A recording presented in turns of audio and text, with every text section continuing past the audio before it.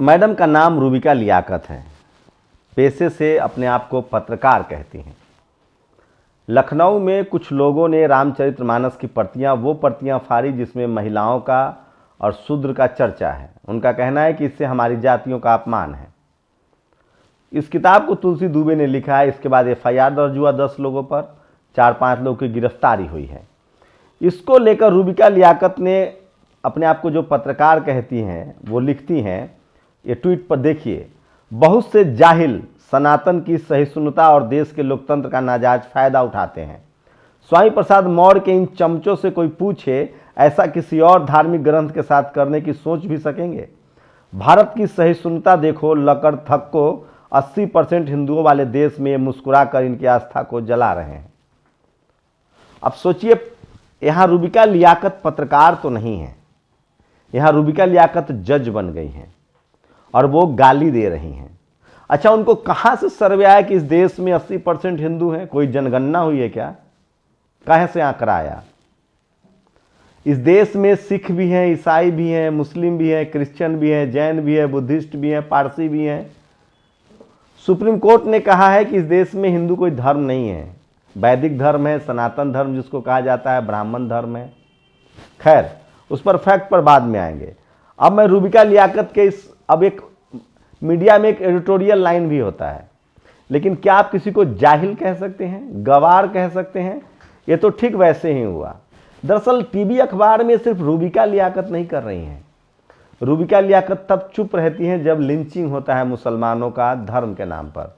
रूबिका लियाकत तब चुप रहती हैं जब रोहित वेमुला की हत्या होती है शेड्यूल कास्ट होने पर। रूबिका लियाकत तब भी चुप रहती हैं जब इस देश में जब NCRB के आंकड़े उठाएंगे तो सबसे ज़्यादा महिलाओं का रेप होता है जाति के नाम पर।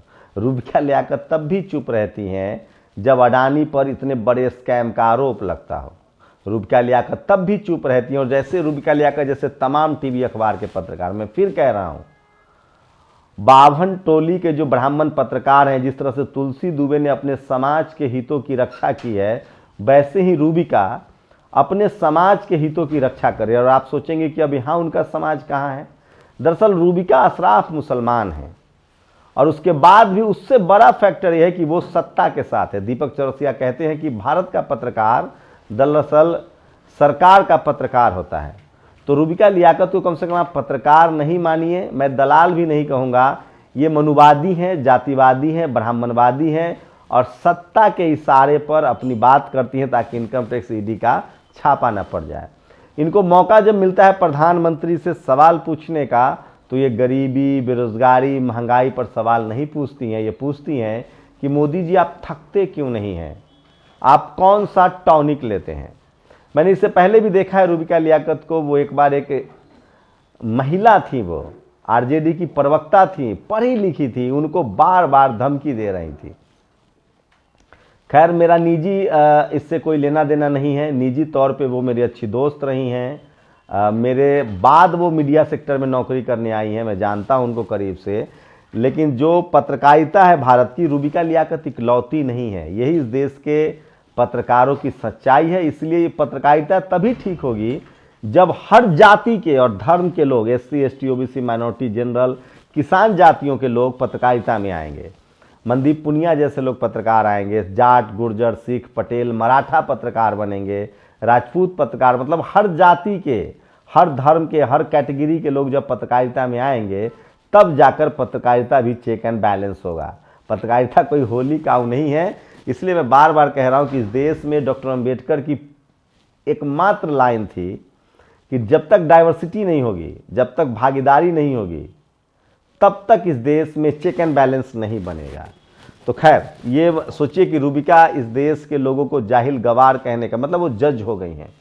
दूसरी एक और बड़ी खबर है कि SC ST OBC और तमाम जो 97% जो हिंदू हैं, जिनको तुलसी दुबे ने अपनी किताब में शूद्र अछूत कहा है, शूद्र कहा है, जाति के नाम से संबोधित किया है, उनको लेकर स्वामी प्रसाद मौर्य के समर्थन में वो लोग पैदल मार्च करने वाले हैं 1 फरवरी को। उनको सम्मानित करेंगे। आपको बता दें कि 4 या 5 लोगों की कंफर्म नहीं है, 4 लोगों की गिरफ्तारी हुई है। लगभग 10 लोग आरोपी बनाए गए हैं, जिसमें स्वामी प्रसाद मौर्य भी हैं। आप सोचिए, इसी देश में राजेंद्र पाल गौतम जो सोशल जस्टिस मंत्री थे दिल्ली के, इसी देश में चंद्रशेखर राय जो शिक्षा मंत्री हैं बिहार के, इसी देश में स्वामी प्रसाद मौर्य जो कि एक पूर्व मंत्री हैं, अभी भी एमएलसी हैं, इसी देश में आलोक मेहता जो राजस्व मंत्री हैं, इसी देश में राष्ट्रपति जिनको मंदिर नहीं जाने दिया जाता, इसी देश में हाई कोर्ट के जज को जेल में डाल दिया जाता है। मैं फिर कह रहा हूँ, कानून और लोकतंत्र की चक्की महीन पीसती है, पीसेगी। किताबों में भी ठीक ठाक लोग बदलाव होगा। रामचरितमानस में भी कई शब्दों के मतलब बदले जा रहे हैं। पहले ताड़ना का मतलब दंड था, अब उसको कहा जा रहा है शिक्षा। और आज अच्छा लगा संसद के दोनों सत्रों को, जब इस देश की मूल निवासी, जिनका सबसे ज़्यादा हाशिए पर रखा गया है, ट्राइबल कम्युनिटी से आती हैं, इस देश की महामहिम राष्ट्रपति द्रौपदी मुर्मू एक महिला के तौर पे और एक ट्राइबल महिला के तौर पे वो शानदार क्षण था, सुखद क्षण था, जब वो संसद के दोनों सदनों को संबोधित कर रही थी। उनके पॉलिटिकल इमरजेंस से आप सहमत हो सकते हैं, असहमत हो सकते हैं, लेकिन जब आप इस देश के मूल निवासी महिला के तौर पे देखेंगे तो इस काम के लिए तो प्रधानमंत्री नरेंद्र मोदी का आपको थैंक्स बोलना चाहिए, क्योंकि कांग्रेस ने ये कभी नहीं किया।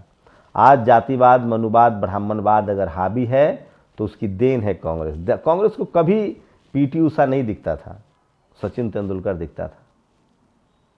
कांग्रेस को महिला भी अगर राष्ट्रपति के रूप में दिखी तो एक सवर्ण महिला दिखी, उनको कोई द्रौपदी मुर्मू नहीं दिखा। इस देश में के आर नारायणन साहब को भारत रत्न नहीं मिला।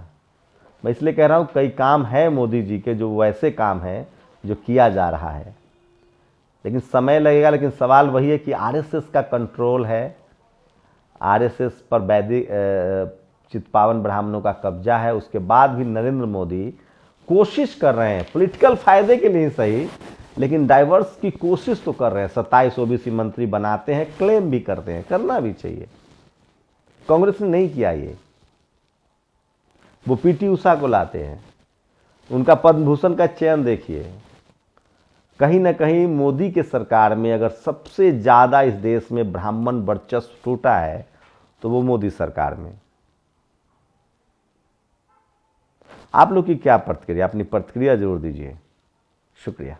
नेशनल दस्तक की आपसे गुजारिश है कि अगर इसको बचाना चाहते हैं तो नेशनल दस्तक को सब्सक्राइब करने के लिए रेड कलर के सब्सक्राइब बटन को दबाएं, फिर बेल आइकन की घंटी दबाएं। नेशनल दस्तक को बचाने के लिए बहुत जरूरी है कि हर खबर को शेयर करें, लाइक करें, कमेंट जरूर करें।